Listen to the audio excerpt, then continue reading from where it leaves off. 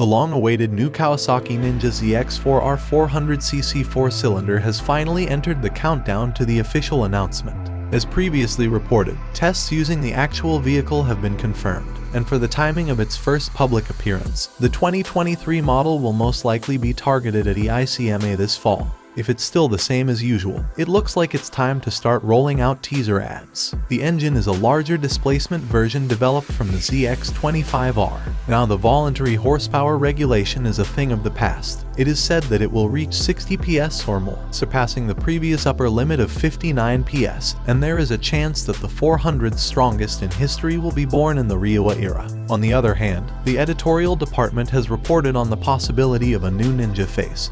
But according to the latest information, the design seems to be the same as the ZX4R. It seems a strategy to reduce costs by increasing the common parts as much as possible in the sister model and keeping the selling price down. The main difference in appearance is the exhaust system, which is confirmed on the vehicles under development.